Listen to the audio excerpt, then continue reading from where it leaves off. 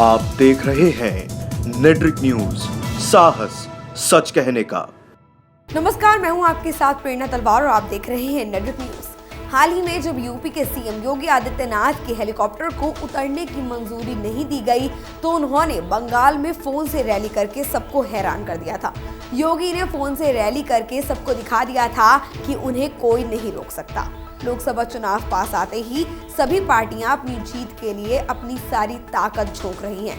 इसमें कोई भी पीछे रहने को तैयार नहीं है। बंगाल की सीएम ममता बनर्जी के धरने पर बैठने के बाद से ही बंगाल की सियासत में उठापटक के बाद यूपी के सीएम योगी उसमें घी डालने ममता दीदी के गढ़ जा पहुंचे। जी हाँ, मंगलवार को सीएम योगी ने पश्चिम बंगाल की धरती पर एक जनसभा को संबोधित करते हुए सीएम ममता पर जमकर निशाना साधा। इतना ही नहीं, मां काली की धरती पर सीएम योगी ने भगवान राम के जमकर नारे भी लगाए। बंगाल में हेलीकॉप्टर उतारने की मंजूरी नहीं मिलने के बाद सीएम योगी झारखंड के रास्ते से बंगाल के लिए निकल पड़े थे, जहां सीएम योगी ने जय श्री राम का नारा लगाकर अपनी सभा की शुरुआत की। सीएम योगी ने मंच से कार्यकर्ताओं को संबोधित करते हुए कहा कि गर्व से कहिए हम हिंदू हैं। उसके बाद सीएम योगी ने अपने भाषण की शुरुआत में कहा कि वो बंगाल की धरती को नमन करते हैं और जिस धरती ने खराब हालत में भी देश को सहारा दिया है, बंगाल वो धरती है जिसने रामकृष्ण परमहंस जी जैसे आध्यात्मिक साधक दिए हैं।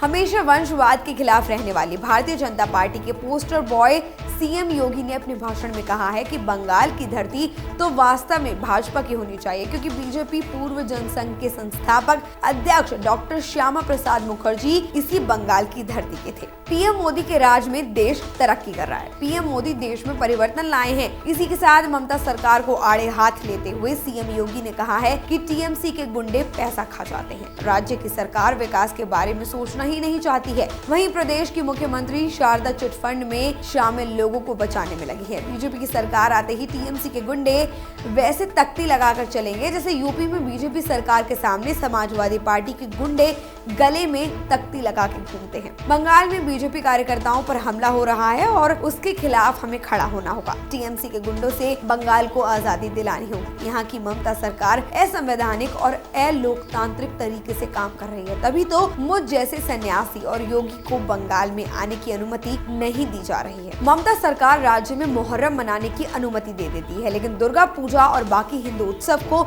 मनाने पर रोक लगाती है। बीजेपी शासित राज्यों में सारे उत्सव मनाए जाते हैं और बंगाल की भ्रष्ट सरकार लोगों को जश्न मनाने से रोक रही है। अब देखना ये होगा कि सीएम योगी के तीखे बयान पर बंगाल की ममता सरकार क्या पलटवार करती है। फिलहाल के लिए इतना ही। देश और दुनिया की तमाम अहम खबरों को जानने के लिए देखते रहिए नेट्रिक न्यूज।